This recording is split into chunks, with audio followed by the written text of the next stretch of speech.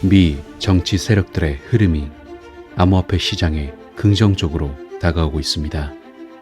투자자들은 이 핵심을 파악해야 합니다.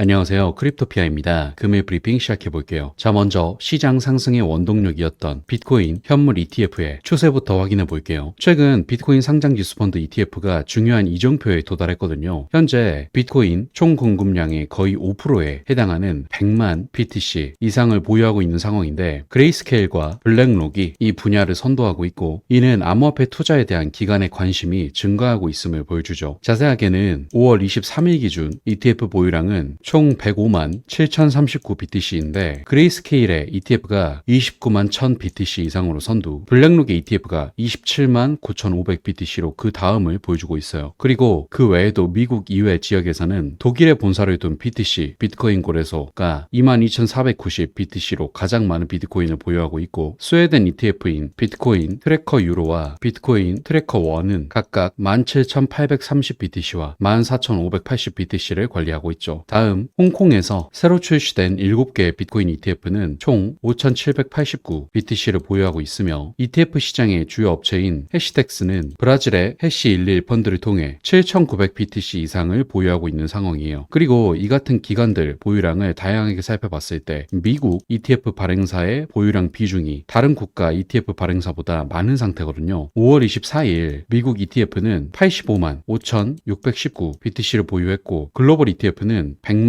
2,343 BTC를 보유한 상태인데, 미국 ETF의 자산 운용 데이터에 따르면 그레이스케일은 시장 점유율이 소폭 하락했음에도 불구하고 여전히 우위를 점하고 있고, 블랙록과 피델리티는 꾸준한 시장 점유율을 유지하고 있죠. 또한 위즈덤3, 프랭클린 템플턴, 발키리, 바네크, 인베스코, 비트와이즈, 21쉐어즈와 같은 다른 업체들은 시장 점유율이 미미하며 약간의 편차를 보이고 있어요. 여기서 이 같은 지표가 중요한 이유는 ETF의 안정성과 성장성은 투자자의 신뢰를 나타내는 지표이자 거래량의 원동력이기 때문인데, 비트코인 현물 ETF의 출시로 미국 시장 시간 동안 거래량이 급증하여 1월부터 4월까지 누적 거래량의 46%를 차지했고, 이러한 추세는 계속 이어져 지난주에는 10주 만에 가장 높은 순이익을 기록하기도 했어요. 더불어 2024년 1월부터 4월까지 비트코인은 연초 대비 57%의 수익률을 기록하며 S&P 500 지수보다 높은 수익률을 기록했는데, 이 데이터는 비트코인 ETF가 암호화폐 시장에 미치는 영향력이 커지고 있음을 보여주며 거래량과 투자자의 관심을 유도하는 역할을 보여준다고도 할 수 있기에 매우 긍정적으로 체크할 수 있죠. 다음으로 최근 승인된 이더리움 현물 ETF에 관련해서도 체크해 볼 건데, 미국 투자은행인 JP모건이 이더리움 이후 다른 암호화폐가 미 증권거래위원회에게 현물 상장지수 펀드 승인을 받는 일은 없을 것이라고 전망해서 주목받고 있거든요. JP모건 디지털 자산 애널리스트가 SEC가 여전히 대부분의 암호화폐는 증권이라는 입장을 견지하고 있는데, 앞으로 추가적인 ETF를 승인하려고 할지 의문이라고 지적했어요. 이 배경을 좀 살펴보면 이더리움을 증권으로 분류해야 하는지 여부는 아직 모호한 상황이라고 말했는데, SEC는 이번 이더리움 현물 ETF를 부분 승인 방식으로 처리했고, 진짜 이더리움에 증권성 문제가 없다면 이렇게 이례적인 방식으로 처리할 이유가 없다는 것이죠. 더불어 SEC는 다른 알트코인에 대해서는 더 강하게 미등록 증권이라는 생각을 가지고 있는 것 같다며, 솔라나나 다른 암호화폐 현물 ETF를 승인하지 않을 것이라고 생각한다고 말했거든요. 사실 이게 중요한 이유는 실제로 이더리움 현물 ETF 이후 시장에서는 다음 ETF 대상이 누구냐를 놓고 갑론을박이 벌어지고 있는데, 더 이상 아무것도 없을 수 있다는 선택지를 하나 추가한 셈이기 때문이죠. 다만 이 같은 전망에 예외적인 단서를 하나 달았는데, 바로 미국 의회 등 SEC보다 정책 결정권이 높은 기관에서 암호화폐를 증권이 아니라고 간주하는 법안이 통과되는 상황이에요. 만약 이 같은 법안이 만들어진다면 SEC는 ETF를 통과시킬 수 있겠지만, 현재로서는 그런 법안이 없는 상태이죠. 하지만 일전 브리핑에서 전해드렸다시피 지난 23일 미 하원에서 통과된 21세기 금융혁신 기술법은 상당수의 암호화폐를 상품으로 간주하고 암호화폐 규제 관할권을 CFTC로 넘기는 내용을 담고 있고, 백악관은 이 법안에 대한 거부권을 행사하지 않겠다고 밝힌 바 있었죠. 만약 이 법안이 상원을 통과하면 어쩔 수 없이 다른 암호화폐 ETF가 나오기 쉬운 상황이 만들어지는 셈이라고 라고도 할 수 있어요. 그리고 여기서 더욱 긍정적인 것은 현재 올해 말에 있을 미 대선의 후보인 트럼프의 행보인데, 보이시는 표는 트럼프의 암호화폐 포트폴리오거든요. 이렇게 정치인의 암호화폐에 대한 참여는 개인 투자를 넘어선 의미를 가지는데, 그는 최근 여러 차례 친암호화폐 성명을 발표하며 미국이 이 성장하는 분야를 선도해야 한다는 점을 강조했고, 또한 트럼프의 캠페인은 비트코인을 포함한 다양한 디지털 자산으로 암호화폐 기부를 받기 시작하기도 했는데, 이 같은 트럼프의 친암호화폐 입장은 현 조 바이든 대통령과 뚜렷한 대조를 이루고 있고, 더불어 현 시점 당선 가능성은 바이든이 38%이고 트럼프가 56%이기에 트럼프를 필두로 암호화폐 시장 전체가 호황기에 접어드는 기분 좋은 흐름으로 흘러가고 있다는 걸 체크해 볼 수 있죠. 또한 이런 트럼프의 행보가 리플에게도 도움이 된다는 것도 강조해드리고 싶은데, 일단 앞서 트럼프가 대선 기부금을 암호화폐로 받고 있다는 걸 말씀을 드렸었죠. 여기서 이 기부금에 리플, XRP도 포함이 되어 있고, 더불어 도널드 트럼프의 캠페인 기간 동안 사우스 브롱크스의 트럼프 집회에 참석한 누군가가 XRP는 증권이 아니다 라고 적힌 트럼프의 캐리커처가 담긴 프랭카드를 들어 올리기도 했었거든요. 그만큼 다른 투자자들 역시도 트럼프가 리플 XRP의 증권 다툼을 해결해 줄 거라고 믿고 있는 건데, 어쨌든 현재 친암호화폐적인 트럼프의 행보를 봤을 때 만약 당선된다면 반암호화폐적인 SEC부터 갈아엎을 거라고 생각되기 때문이에요. 여기서 갈아엎는다는 것은 일단 SEC의 소장 게리 겐슬러부터 시작하여 주요 행정부를 전부 다 교체하는 것을 시작으로 그간 암호화폐 시장을 괴롭혀온 소송들, 대표적으로 리플 소송과 코인베이스 같은 주요 거래소들과의 소송들 역시도 기각되는 것까지도 생각해 볼 수 있는데, 만약 게리 겐슬러가 해임당하지 않고 SEC가 제기한 리플 소송을 비롯한 여러 암호화폐 소송이 기각되지 않는다고 하더라도 정치적인 압박으로 인해 SEC가 스스로 소송을 포기할 가능성도 충분하거든요. 다시 말해 현재도 유리한 트럼프가 당선되면 어느 방향으로 흘러가든 리플에게는 호재가 될 수 있다는 소리이죠. 그리고 이렇게 대통령을 중심으로 친암호화폐적인 흐름이 만들어지게 되면 리플에 기다리고 있는 여러 이벤트들 역시 다시금 제대로 추진될 수 있는데, 리플의 꾸준한 미국 내 생태계 확장과 더불어 기업 IPO, 그리고 다음 ETF 출시 등의 여러 호재 소식들이 줄지어 나오며 자체적인 미래 전망과 함께 XRP의 시세 역시도 폭발할 수 있기 때문에 결과적으로 기대감을 갖고 리플 XRP의 미래를 기다리시라는 점 강조드리고요. 금일 브리핑은 이것으로 마무리하도록 할게요. 마지막으로 영상 하단의 고정 댓글 보시면 이런 시장의 다양한 관점들에 대해 교류할 수 있는 소통방 링크 있으니까 많은 참여 부탁드릴게요. 감사합니다.